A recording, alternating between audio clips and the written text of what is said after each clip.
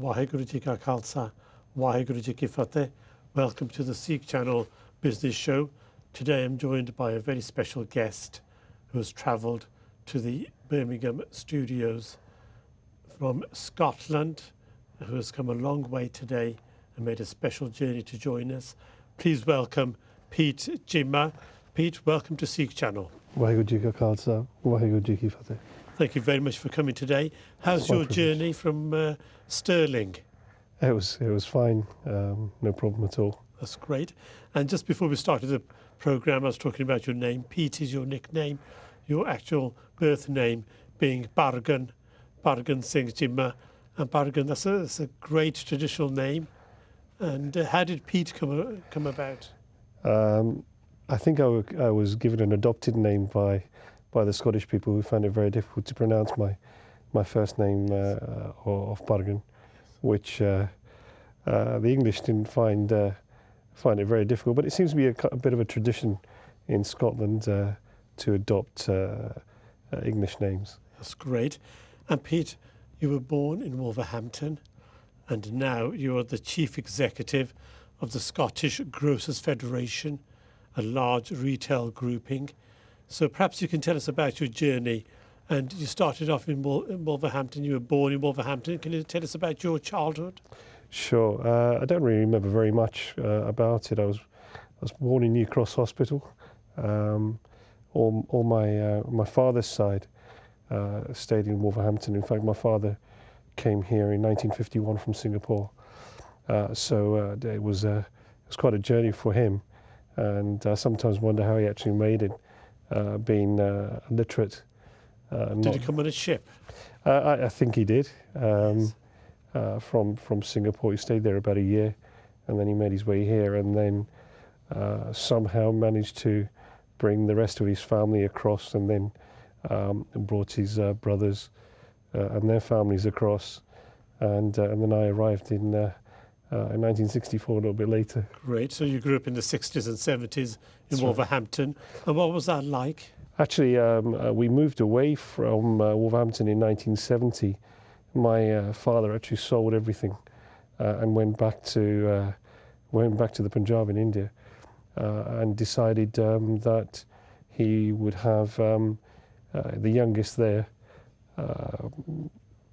to be educated, and then to do the traditional work on the land. And the my elder brother was at the time studying at the London School of Economics, and he would stay here to further his education and then set up business. But things never quite work out in the traditional way sometimes. And then my father came back in 1972 and started all over again. That's great. And so where did you spend most of your childhood? Most of my childhood was spent in Kent. We stayed in Gravesend, then I studied in Chatham in the Medway towns, and moved to Northfleet, where I got married. And then after I got married, we moved to Scotland in 1988 to set up business. In which city? Where did you start? We started off in Stirling, and we're still there actually. That's quite far north. Well, it's called the Gateway to the Highlands. It's right in between Edinburgh and Glasgow. It's a great city. It is a city now, actually, having the consent in 2000. In fact, the 2 cities, or 4 cities, were granted city status, and Yes. it was really quite unique that both Wolverhampton and Stirling got the status at both at the same time. So you've lived in lots of different places. You've spent time in Punjab as well as a child. Yes. And for you, where is home? Oh, it's definitely in Scotland and Stirling. I just love it. I would find it very difficult to move anywhere else. Although, having said that, I still love the Punjab. I was there a couple of weeks ago when we're going back in December, so we do try and go there as often as we can. Tremendous. So tell us about your early business life. Newly married, you were in Stirling, in Scotland, in the late 80s. Not many Asian families there at that time. What was that like for you? It was very, very difficult. We were one of the few Asian families there. There was a lot of Pakistani families in Scotland, but Indian families less so. It was very difficult. The language is slightly different, and there's some humorous stuff that I can recall. It was also difficult in terms of some of the racial abuse that Yes. we suffered. Because did you run a shop? Yes, I did. We ran a shop in probably the poorest part of Stirling, and we ran that up until about 4 years ago. So you ran that shop for many decades? Well, we ran it for about 26, 27 years. That's amazing. And it really was the mainstay of our business. And on the back of that, we managed to branch out into different things. It was really a very good business for us. That's great. And what was the key to your success? Was it sheer determination and Punjabi hard work? Absolutely. For the first 12 years, I think, I can't recall taking a holiday. It was always difficult. My wife and I think, really did work very, very hard. I think it's hard work, making sure that then you can try and fit in with the community. Community is absolute key. If you can get in with the community and make the business work, then you can be a success. And your stores were also award-winning. Can you tell us about that? We've won many, many awards. I think from the Asian Trader Award when it was first started out, to awards in Scotland. We've had best in class, best store, both nationally and UK wide as well. So we've been very, very proud of that. And because of that, I was invited onto the board of the Scottish Grocers Federation, and became the first Asian retailer to be invited onto the board. And in 2006, the first Asian retailer ever to become a president. So that was very humbling and a very privileged position. It's a great achievement. And with your retail background and hard work ethic, you worked extremely hard, you were successful. And that was really a story of your generation who came through in the 70s and 80s and perhaps early 90s.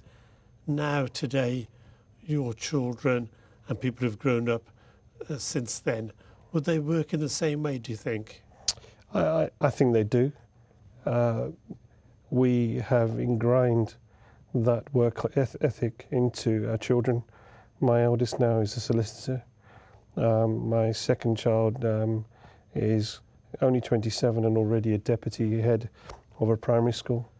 And number 3 is just past university, and he's getting some grounding in retail. And I'm sure that he will go into business as well.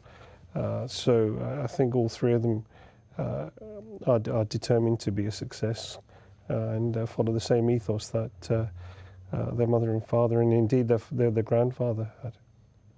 Because in many ways, Pete, you were a pioneer in going to Stirling. It's very brave of you to leave your community and family. And what was your darkest hour? When did you really sometimes think about perhaps ending it all and coming back to Wolverhampton or to Kent? I never did. I think we all have dark hours, we all have struggles, but you make it work. An example of that is that I was told of a heart condition 6 months after I moved there. And indeed, 20 years ago, I had to have open heart surgery, which I was told that it would be 50-50 chance of living. But you get through it, you have to, we all have struggles, whether they're physical struggles, mental struggles, family struggles, whatever other kind of pressure we have to get through that and maintain that we have to be successful for ourselves, for our family, and for our children. And in Stirling, you mentioned earlier, it's very important to set your roots and become part of the local community. How did you do that? How did you engage with the locals? Well, there's 2 sides. We have to make sure that we integrate with the local community and you do that through various ways. Whether we got involved with the local football team, playing with the local football team, sponsoring the local football team by actually getting involved in everything that the community does, but then also integrating with our own society. So in 2000, we formed something called the Indian Community Centre. Although there was no community centre, it was a way of getting our community engaged. But it was a way of getting our community engaged, not only the Punjabi community, but also the whole community, as long as they were Indian based. So we opened up Punjabi schools for children to study.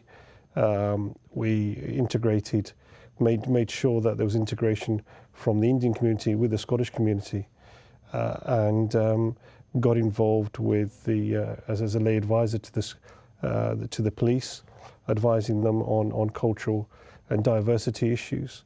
Indeed, I branched out into my own business by advising people like the Royal Bank of Scotland, NatWest, Britvic, Robert Wiseman Dairies, which is now Muller Dairies, and so forth, advising them on diversity issues. In fact, I think I was the only person at that time who was advising these organisations of how to deal with different communities. That's tremendous. And retail was a very popular type of business for the Punjabi community, 70s, 80s and 90s. Has retail now fallen out of fashion for our community? Not at all. It continues to grow. And I think it will continue to grow. If you look at the number of Asian retailers, I think it's about 53% across UK. In Scotland, it's about 26%. It continues to grow. What we have done as Punjabis and, in fact, Indian communities, we have diversified as we've become, as we've gained more wealth. We've managed to diversify. We have all encouraged our children to get better educated. Through education, they've managed to diversify into different fields, whether it's property, pharmacy, whatever that might be. We've all diversified. But some of those people that have diversified have come back into retail and have become more professional in the way they've done things. So rather than just the family running a business, they now become real employers. That's tremendous. And if you can tell us about the Scottish Grocers Federation, what are they about? How do they help retailers? Is it an association to provide support to small retailers in Scotland? Well, the organisation has been around since 1918. In fact, we're celebrating our centenary anniversary. And I was with the First Minister just a few days ago at our annual conference. It is there to support the whole of the convenience sector. Now, there's 3 or 4 strands to that, whether it's the independent retailer, whether it's a symbol group retailer, whether it's a franchise retailer, and whether it's the parliamentarians indeed as well, because we have to connect all strands with the convenience sector. In Scotland, there's about 5,000 convenience stores, producing about 9 billion in gross value added, and about £4 billion in tax. So it's a big economy. It employs about 40,000 people in the convenience store, and indeed. What about the larger stores? Have they had a big impact on the small retailers? Well, the supply chain is getting smaller, and you can see that with Morrison's forming that relationship with McCall's. You can see that with Tesco taking over Booker, or amalgamation as Booker see it, and you can see that with the Co-op getting into bed with Cost Cutter in terms of the supply relationship, and indeed buying nicer as well. So they want a slice of that cake. It is the only retail sector that's in growth, and therefore it's inevitable that the multiples will want some of that action. And online, we hear so much about online retail, Amazon and other retailers online who are taking a large market share. House of Fraser closing down, and well, they stayed open, but they were in real trouble. And there's a lot of change in the retail sector, and people aren't going or shopping as much as they used to.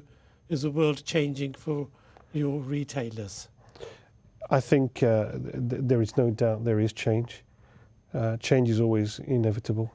We have to embrace change, and those that embrace change will always do very, very well. The fruits will be there for everybody to see. I think what's important is that people have to realise that convenience stores will always be there.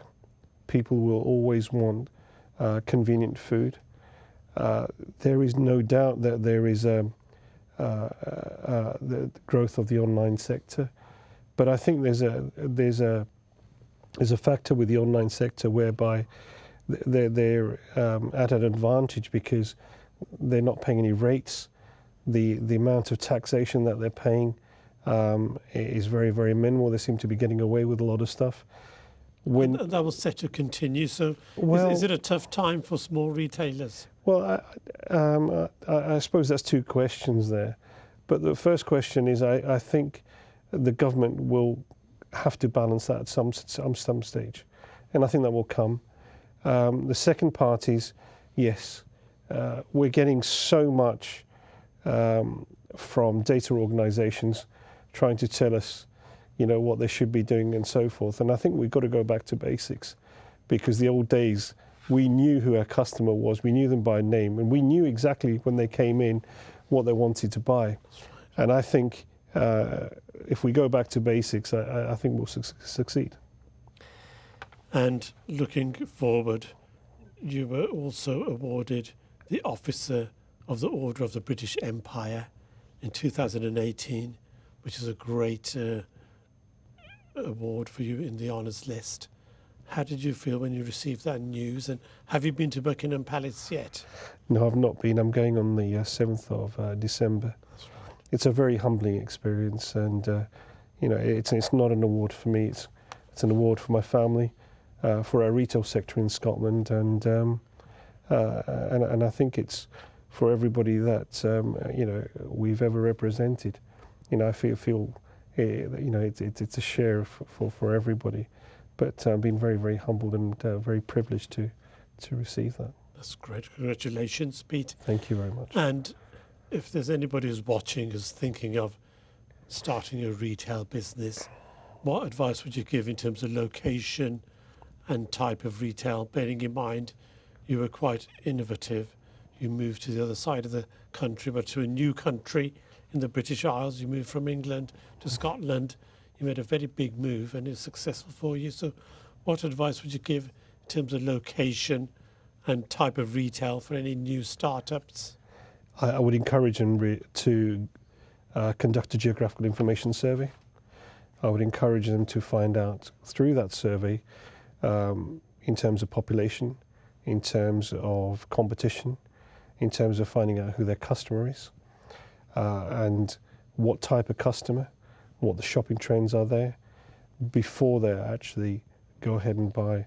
And through that geographical information and the type of survey it conducts, it will give you a rule of thumb of what the likely turnover will be. That would be the starting point. I think it's very, very important to do your basic homework. And if you continue to do the basic homework and then follow that advice that's given there, I don't think you can fail. That's tremendous. And in terms of your role as CEO of the Scottish Grocers Federation, are there any new initiatives, anything new you want to bring to the Federation? Well, we're trying to push through a bill through Parliament called the Protection of Shopkeepers Bill. We're hoping that will become a bill by the end of this year. It's been put forward by a MSP called Daniel Johnson. I think it'll be the first time any federation's ever tried to push a bill through. If that becomes law, I think it will change the way that retailers do business. I think it will give them so much added protection. The biggest thing the biggest challenge that retailers find nowadays is crime. in times of austerity, the level of crime is starting to increase. Shoplifters Shoplifters. and assaults, it can be quite dangerous running a shop. Absolutely. There's lone worker situations as well in petrol forecourts at night time, and sometimes during the early mornings as well. So it's imperative that we get proper protection. And of course, in times of austerity, the level of policing has declined, and it has continued to decline over the years. So the level of cover that we once had and we once enjoyed isn't there anymore. So if we can try and get this bill through, I think it will change the way retailers conduct their business in Scotland, most certainly. And what part has Mrs. Cheema played in your success? How important has your wife, your partner, Mrs. Cheema, how important has she been for your story of success and achievement? To be honest, I don't think we would have been the success that we are today if it wasn't of her contribution. Most certainly of my family's contribution as well. In the early days, my mother looking after our children so that my wife and I and my father could conduct the business, and then in later on years, when they did have passed away, it gave my wife being at the business and looking after, it gave me the freedom to go and do other businesses and to do the work with the Scottish Grocers Federation. But happily, she's retired now. That's great. And is that important to have a good, supportive partner who can help you, whether it's career or business? Oh, without any shadow of doubt. It's absolute key. And looking back, Pete, any regrets? You've worked very hard, very long hours over many years. Any regrets? Did you miss out on your children growing up? I think we can all say that. But if you look at the positives rather than negatives, if you look at the positives, well, what we were able to give them in terms of myself, the private education which I was able to give them, and the freedom that they have now. So I'd rather look at the positives rather than negatives. There is a sacrifice, but of course, with that sacrifice, there's a lot of achievement, a lot of positive outcomes. Of course. I think the level of education that they've had and the opportunities they've had to go along with that, and the opportunities they've had in terms of meeting other people through my own contacts. For example, my eldest daughter, who heads the unit in Glasgow as a solicitor and as a defence lawyer, one of my best friends was then the Solicitor General and then the Lord Advocate, and she got many opportunities through that. So there's, through anything you have to look at positives. Absolutely. If you focus on the negatives, then I'm afraid then you'll get nowhere. And as in life, you have to sacrifice. You have to, you can't often have it all. No. With hard work and sacrifice do come the rewards, and it's an investment that you've made in future generations. So thank you very much, Pete Cheema, CEO of the Scottish Grocers Federation. Thank you so much, and thank you for having me. Please do come and join us again and tell us about your progress and future endeavours. Thank you very much. Thank you. Waheguru ji ka khalsa, Waheguru ji ki fateh.